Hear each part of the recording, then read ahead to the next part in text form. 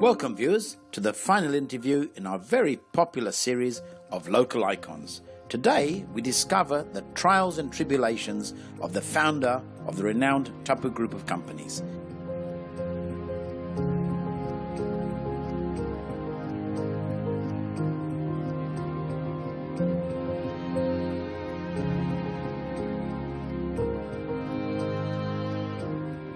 When we were living here, Yes, this was also a thriving place.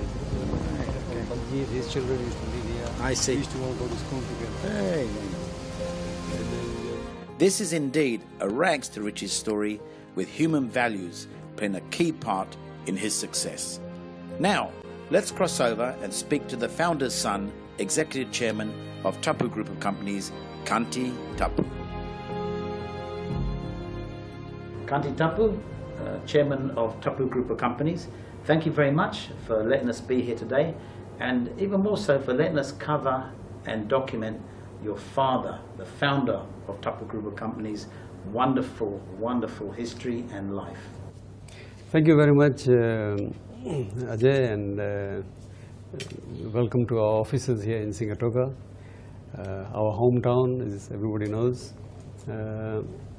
Let me make one thing very clear. Normally I hesitate giving interviews, but I think when the request came from you, and we've known each other for such a long time, we are friends, and the good work that you are doing, so I just couldn't say no. And also that in this case you're covering my my father. Yeah, sure. So I'm happy to No be problem. part of this. Yeah. And we appreciate that. We appreciate that. Now, your father was born in 1916 in Gujarat. According to me, he wasn't born in a city. He was born, dare I say, almost like a tiny village. Is that right? Oh yes, it's a very, very remote village. I mean, if you look at Google, I mean, even today, I mean, India has really progressed quite a bit, but it still remains a very small village, underdeveloped. And this village is called Moan. It's near Porbandar. He was born in that small village, but my understanding is his mother died at 1 year old. Is that right? That's right, yes. Actually, he used to tell us that mother passed away when he was only 18 months old. Right. And there was an epidemic or something, in India at that time. So, and so mother passed away, so he was left as an orphan. So as an orphan, where did he go? Was it to an orphan's home, or wasn't there one available? Well, actually, what happened was that his aunt, who herself was a widow, really, and had children of her own, was good enough to look after him.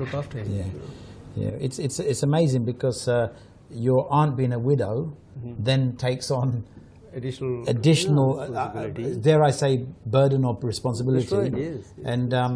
And his father, where was his father? What happened to his father? So his father, actually, after my grandmother passed away, and after 6 months, sort of after handing over my father and his elder brother, right, Nanjiwapa, so the two brothers were left in the care of this aunt. right, And he himself then came to Fiji. I see. Okay, so basically came to search for greener pastures, maybe get some income, etc.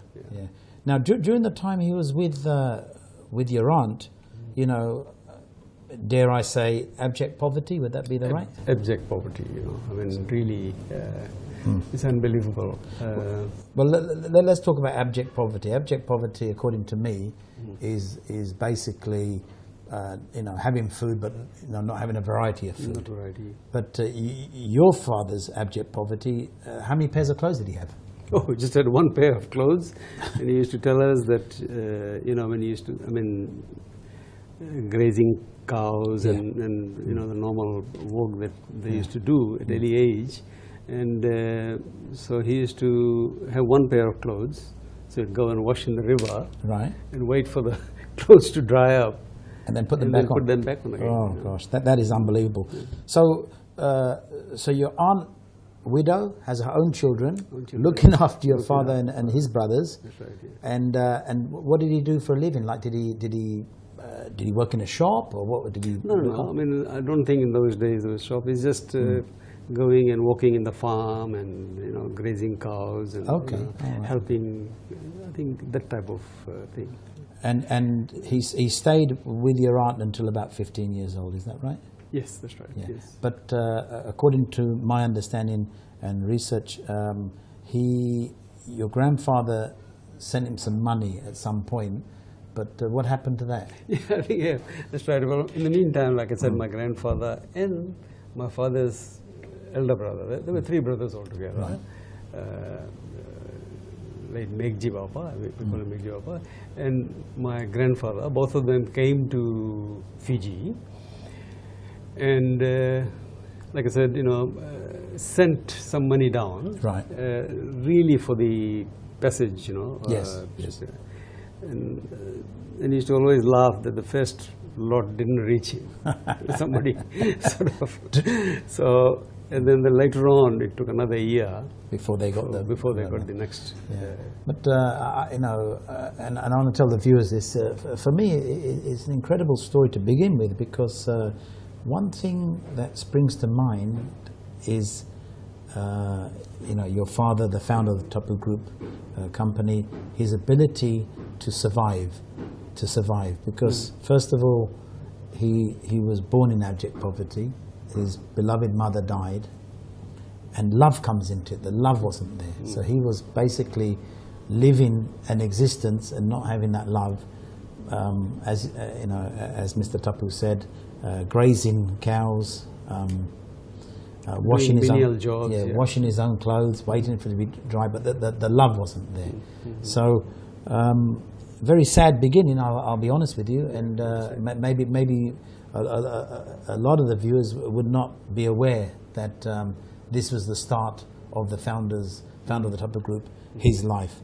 But things picked up hopefully a little bit. He finally received that passage, that fare that would take him to Fiji to be reunited with his grandfather.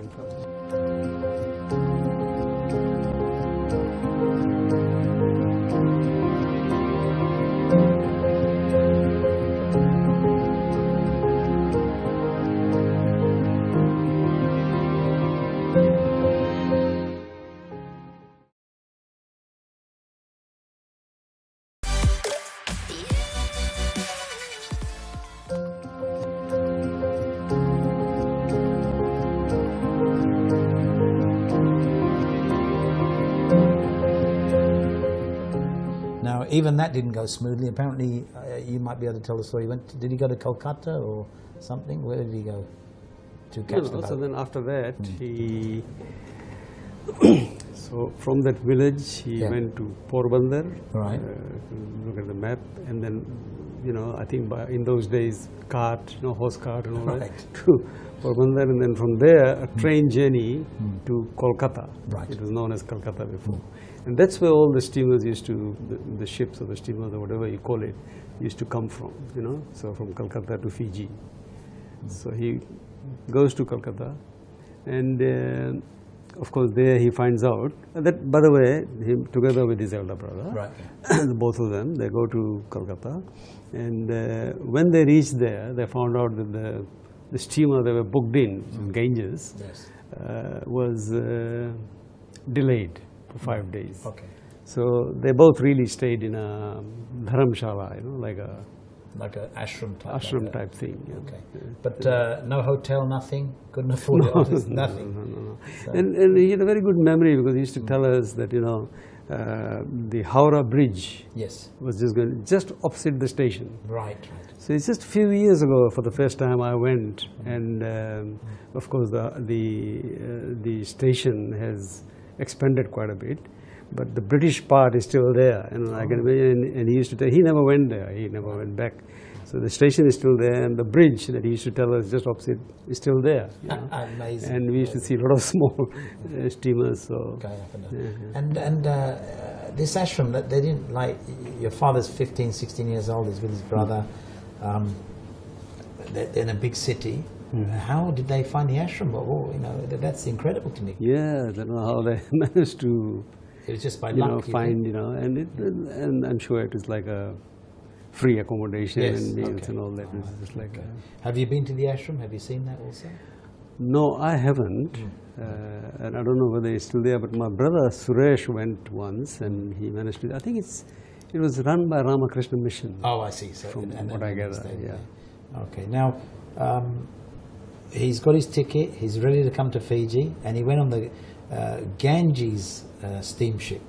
And according to archives that we've looked up, he arrived in May 1932, but not on the mainland. It was actually the ship apparently was at sea, and then they take punts and they put them in Nucolo. Is that right? That's right. Yes. He used to always tell us that as soon as the steamer arrived, they were all taken to Nucolo, and in those days quarantined for 7-8 days, so that there's no disease or anything before they're allowed to come out, go back. Yeah. And then once that was done, he took a boat and came to the hometown of your grandfather. That's right. Yes, and I don't know how they managed in those days that there was no telephone and all that, but somehow. So he comes by this. Punt, I think. Later on, found out there's a fellow called Michael. He used to run a private boat service between Suva and Sigatoka, because there were no roads between here and Suva. Right. So he came by boat together with his elder brother and into Sigatoka. So that's basically, apart from being 6 months or 9 months old, that would have been the first meeting with the father, is that right? Yeah, that's right, and he always told us that he never met his father till he was, the first time he met after 16, 17 years. Unbelievable, unbelievable. And even at such a young age, up to 16 years old, to go through that, in some ways you could say horrific circumstances, yes. and to come through that, and he arrived, and I would say, through the grace of God, to a beautiful country called Fiji. That's right, yes. Absolutely. I mean, having said that, he was always grateful to the aunt who looked after. Always grateful, she said, despite, she used to go and walk for other people and to make enough money to, buy food for her children, and so he's always very, very grateful. He always says that an example of the love and humanity and dedication. No, that's very nice. Now, your grandfather and your father, I assume, would have gone straight into working, or did he go to school? What did your father do? No, then after that they went to Kamananga South, because that's where they were staying. Right. And my father then, I'm told that he went, because the school there had just opened, so he went there for a few months, and then he went to Duvu, and did a bit of schooling there as well. Then of course everybody said, you've done enough schooling, now it's about time you do some more. So basically did 3 or 6 months or a year's school, and he's out. Probably, yeah. And he's out again. Yeah. Okay. By the way, he did say that in the village back in India, they finally a school had opened, but because in those days they couldn't raise enough funds, the school closed. So he went. Teacher ran away. Teacher ran away. But he had a few months of schooling. You've got to laugh or you'll cry. Yeah, It's unbelievable. Right. Unbelievable. So he was. So let's put it in a nice way. He was never destined to go into any type of schooling. Or education.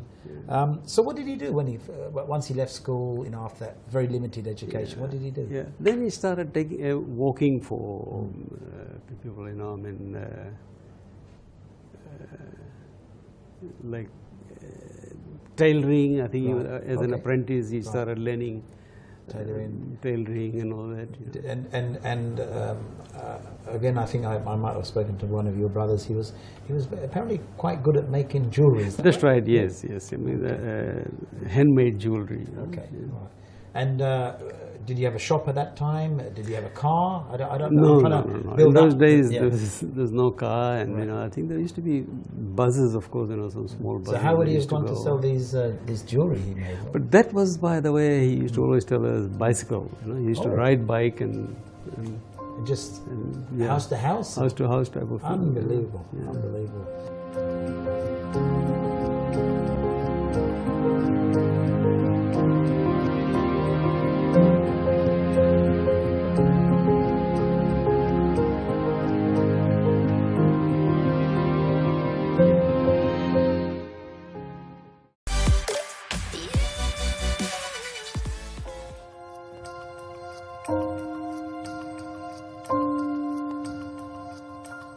So, your father's a hard-working man, working away, maybe have a bicycle, maybe selling trinkets, and that was his way of life, That's right, basically. yes. Simple as that. Yeah. Now, your father, he's obviously started working, and his beloved father, your grandfather, everything's going well, and apparently he dies at age 49. That's right, yes. And your father's 23 years old. So, again, it's just a tragedy after tragedy. Now, obviously, you know, only your father would have known his father, but a year later he marries your mother. That's right. And yes. how did they meet? Was it arranged? Or? Oh, it was arranged. Yeah. I think it was arranged in the sense that he walked. By the way, he walked. I mean, from Kabanangasau, he went to Dubu, Right. bit of schooling, and then he did apprenticeship. Actually, he worked for Punjas, you know, Okay. Punjas founder, Yes, yeah. for a while as well. And then he went to Lotoka, and together with a person there in Warambithia, he opened. There was a shop, and he used to assist this other person, you know. So this other person, who actually arranged this marriage. Oh, you I know, see. yeah. Right. Okay. And in those days, you know, my mother's side, you know, they were very particular, and you know, then this person who was with my father, Yeah. sort of, virtually went and gave a guarantee that, look, I can tell you that this fellow is very, very hard-working, and you'll never go wrong. Your daughter is always going to be. So it was the. So it worked out in the end. Put it Worked that out way. in the The end. doubts were there in the beginning. I'm Doubts sure. in the beginning. I'm sure. So your father gets married, age 24. Where do they live? Actually, it's the other side of the river. Right. It was with his elder brother. Yeah. And actually, that building is still there. Okay. And then, of course, he then opens his first store. And the site is still there. At the moment, of course, the land is vacant. Right. But he rented a small store to really make these handmade trinkets and things, which in those days there was this, I think, World War II. Yeah. And there were a lot of American soldiers who had That's come right. to That's defend, right. and they used to love buying this type of things to take back home, you know. So he used to make those and sell it to people who would then on-sell to the tourist. Well, he must have worked quite hard. Quite hard. And my Yeah. mother used to assist, and they used to work almost 24 hours because it was all handmade. Oh gosh. Now that is so. Your father, to me, would I be right? As I'm building a story in my mind, a very quiet, diligent worker. Would Oh that yes, be right? yes, Yeah? very, very, very diligent. Okay. you know. And my favorite part of the story is your first and maybe your best employee. Oh yes, yes. And his name is Below. Below, Yeah, yes, and we yes, have a yes. photo of him here. Yeah, as you we can have a see. photo of him. Yeah. He's smiling, and In those days, it was under British rule, Mm-hmm. and everyone mixed and got on well. But the bond with Below was completely different. It was Completely almost, would it different, be yeah. almost like a member of the oh, I family? remember the family used to come and stay with us, and used to also go and stay in Nayawa village. I was told that he came from Manwalevu. Right. Faintly remember somebody said from Lomaiviti, but he used to come and stay in Nayawa, and occasionally, or most of the time, come and stay with us. Oh, lovely. He was a member of the family. And So- my father and him used to get on extremely well. My father probably learned the Nandroga dialect from him, although he was not from, but lived here. But he used to speak very fluent language. So yes, he was very much part of the family. And in those days, my brothers were all young, and we used to all, he used to look after everybody. We used to play with him. And that smile that you see, he should always be like that. Oh, okay. Always be smiling all the time. Now, would I be right in saying, let's say your father and mother had to go, for example, to Lotoka, would they just say, okay? Everything, he would just, all the keys, he would have everything. Yeah. And I remember people used to come, because in those days there was no communications. If my parents had gone to Nandi or somewhere to attend a function or something, and then if my relatives would come to Singatoka, and they would see, they'll suddenly come and say, fine, this place, indigenous Fijian man, and he's just looking after the whole place, and sometimes even some of us, would stay there as well.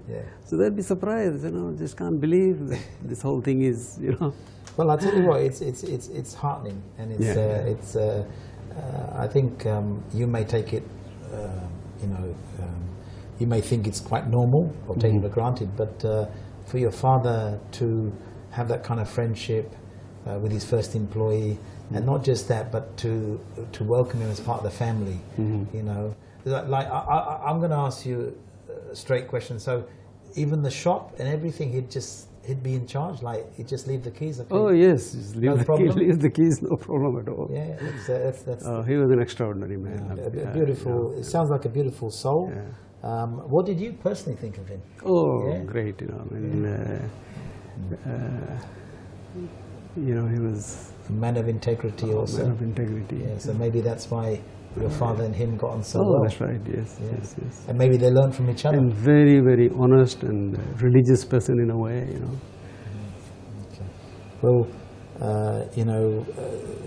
there's a saying, Kanti, you are judged by the company you keep. So if your father was with Below and they were together a lot of the time, I think their goodness rubbed off on each other. That's right, yeah. And my mother too, Yes, both of course, them. of course. Of course.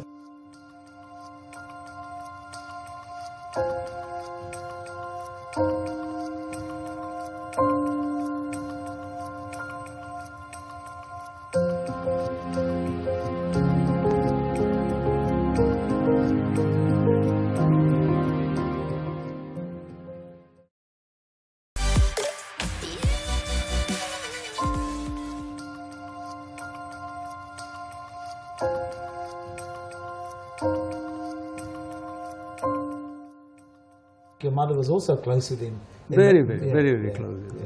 So he'd eat with you. He'd look after the kids. That's right. Yeah. So just basically, he was like.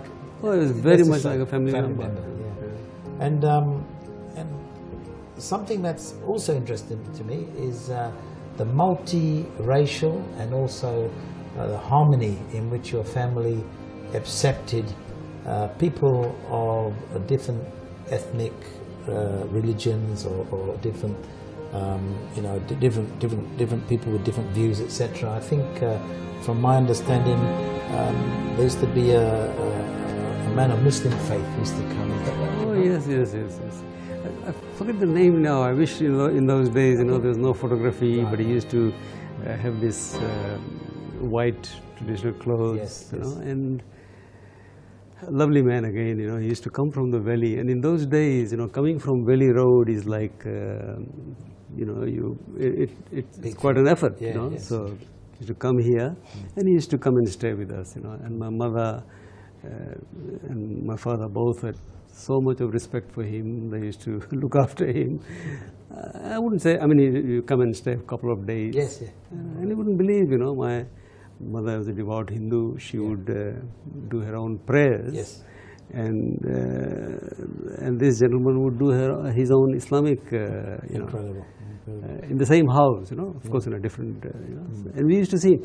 And I still remember that image, he's another beautiful man, He was so loving and kind, and used to get on so well with all the children.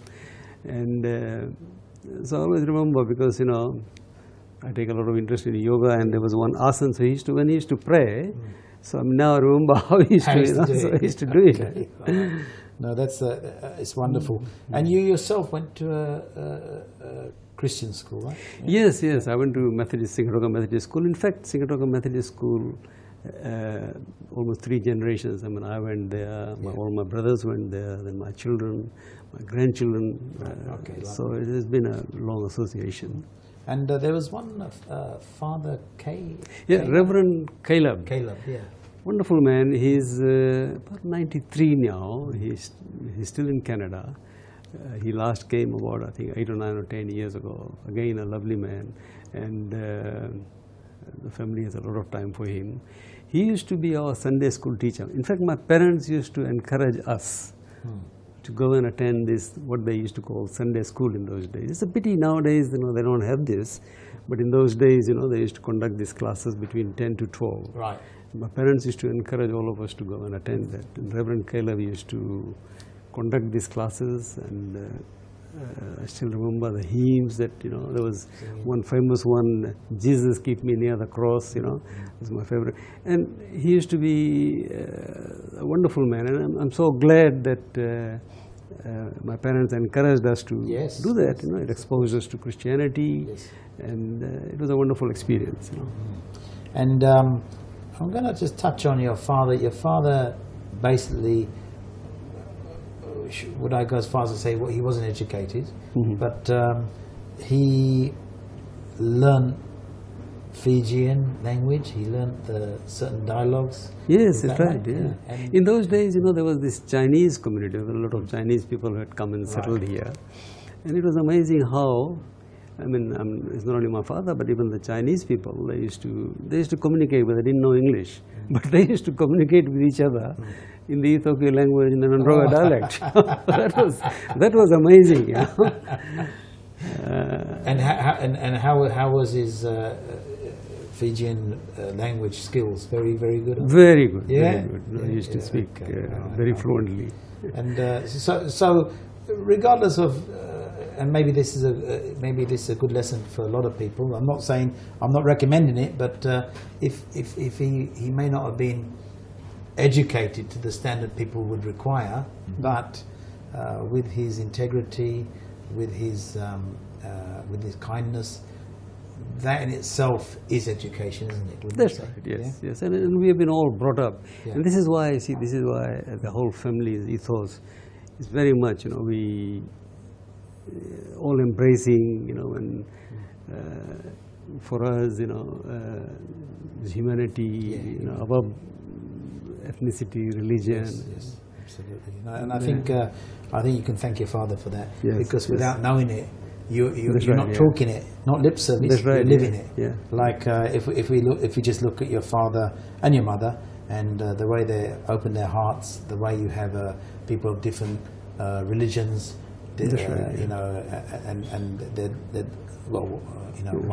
was living in the home, and other people were visiting, and that's right. Yeah, and so we've always been taught, and this is why I'm saying the ethos of the family. Yes. That, for us, respect for all religions and all that is very much ingrained into the.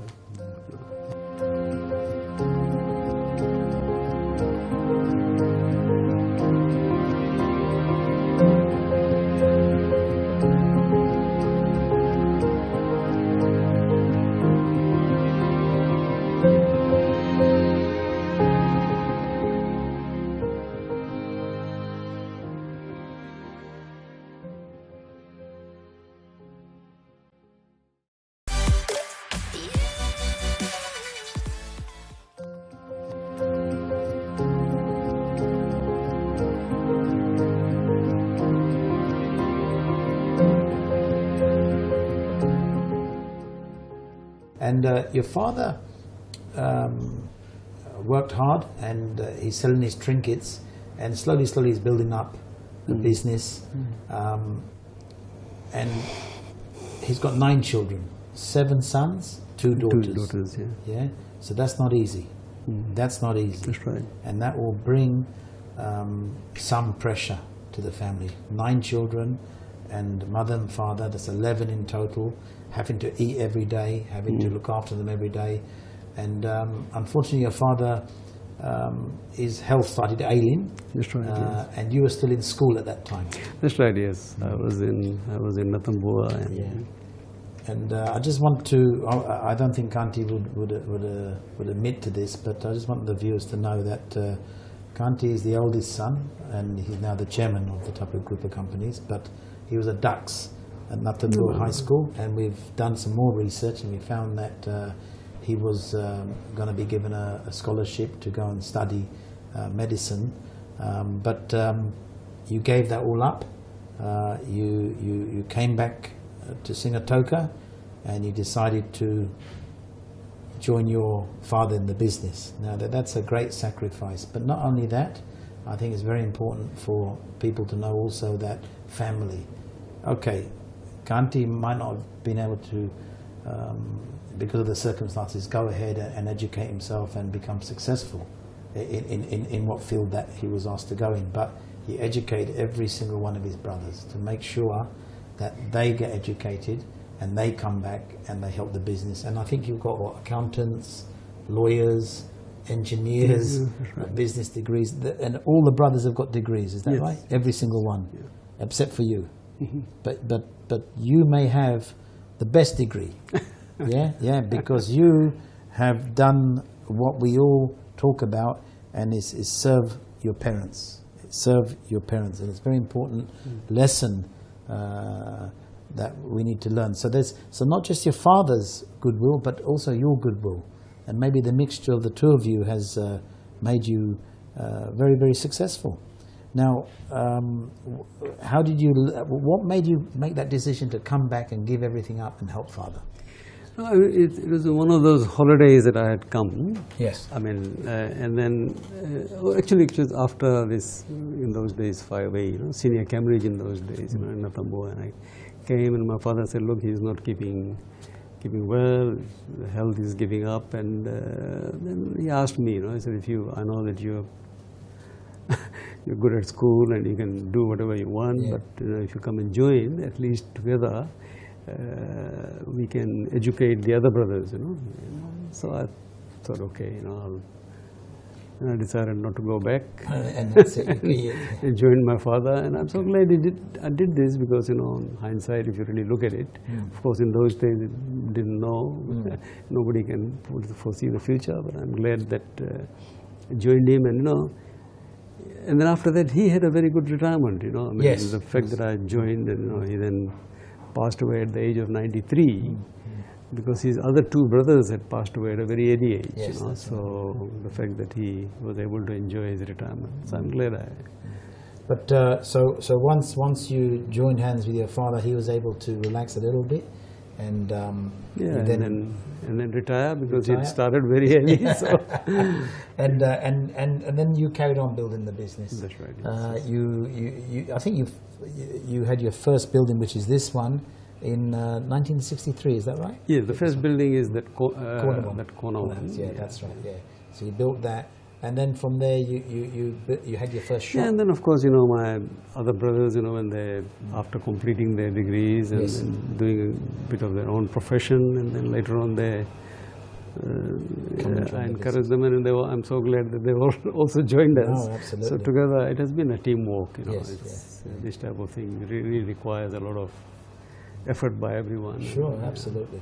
Is there any regrets you think you could have done more for your father or your mother, or are you quite happy that everything worked out the way it did? No, I'm so glad, because we lived together till the very end, first in town, but then in Korotongo, which has been our home for last 45 years, and so till the last stage, they always stayed together. They had love and affection of all the children, grandchildren, all together, so in that way I have no regrets. I think, really.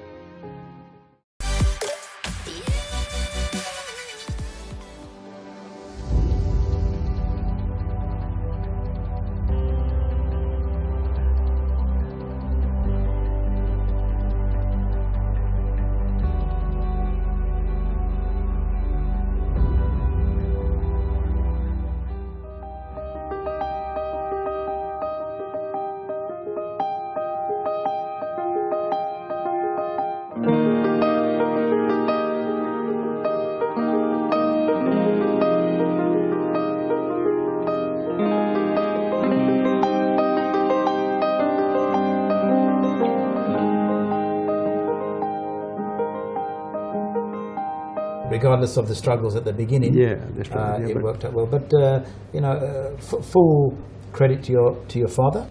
I believe because when you're inside the family, you might not sometimes see what's going on. But I can see a lot of areas where your father was very different to people at that time. Because my understanding was in those days. It was quite normal to discipline your children with a cane or anything like that. Did your father ever hit you? No, never. My mother was strict, I must say, but my father was very, very, So you've, always. so very liberal in some way. That's right, yes. Yeah? Yes. And who would you say was his hero? Actually, he used to, Mahatma Gandhi's books he used to read quite a bit, and he used to get emotional about this. So Gandhi was his, It was someone Yeah. you'd be a follower of. follow up. And did he keep in touch with people from India, or was that connection lost? I think that connection was lost, except for, every now and then he would want us to send some donations to people there, but other than that, no. But Kanti, all I can say is, look, if I have to summarize your father and the founder of the Tappoo Group of companies, he was born basically an orphan. He died in his mother's lap. Was lucky enough, I suppose, to be taken in by the aunt. But it's just like anything, the love may not have been there. He washed his own pair of clothes, bathed in the river. He looked after cattle. He basically skimped and scamped and just dragged himself through the first part of his life. Was hoping to be reunited with his father, who basically never met. And then, as you said, the fare didn't come. That must have been quite tough for him. And then once he did get the fare, the boat, nothing new. The boat was delayed by 4, 5, 6 days. Yeah. Where to stay? Yeah. By God's grace, he managed to stay in an ashram. And then he comes to Fiji, and Fiji has been certainly very, very good for your father. Very good. But that has not taken away the fact that he works hard. He has honesty and integrity, and one other thing, viewers, you need to know is you don't, we have this fascination about degrees. I got this degree, I'm that, I'm this. That can all go out the window if you have integrity, if you have this understanding of honesty, and most important, would you say hard work? It sounds like your father worked day and night, actually. That's right. Yeah, and just relaying the story and talking with yourself, Kanti, I do believe your father has instilled good values, not just in you, but all your family. Would you say that? Very much. Yeah. Good values and respect for religions. And a very compassionate man as well. And compassionate. Yeah. In life, there's three things I look for in a person, and I knew your father vaguely. We knew each other a little bit, but not as much as I know Kanti, obviously. But there's three virtues in life, and I think we can all remember these virtues. First one is love, and love is love where it's you have love for everyone, not just one particular type of person. And I think your father had that. He had love for everyone. The second is compassion, and that's very important. And just by letting people in your home of different religions, different faiths, etc., that is compassion and being good to people, which he was. And the most important thing for me, Kanti, is something we all need to learn, all of us, is forgiveness. That's right. You look at the life he had, it'd be very, very easy to say, I've had a hard life, now I want to enjoy my life for me.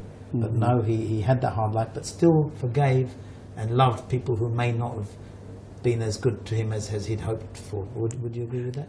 Absolutely. Yeah. I don't know, probably out of context, but I just want to talk about my mother as well. Yes, please. Because she was, in fact, in many ways, in those days, there was like no telecommunication, telephone contacts and all that. And Sigatoka used to be in the midway between Suva and Nandi. So there used to be people coming by bus, and she used to wait. And she would wait for people, because in those days you don't tell them, they'll just come home. That's right. have a meal because it's lunchtime. Yes. Most of the buses come. So and not only, I mean, relatives, but even people along the valley. I mean, even people meet us now. Some of these old people, they said, "No, we still remember the love that your mother gave, and she used to love feeding people." You know, looking after them, feeding them. She used to really That was love that. You know, passion. So, yeah, Passion to look after everyone. Yeah. Yeah. But Kanti, look, thank you very much. I know you don't give interviews very often, but it's just a privilege and honour to talk about your family, especially your father and also your mother. And your father being the founder of the Tappoo Group of Companies, you've certainly learned a lot of lessons from him. God bless you. Thank you very much. Thanks, Ajay. Thanks very much.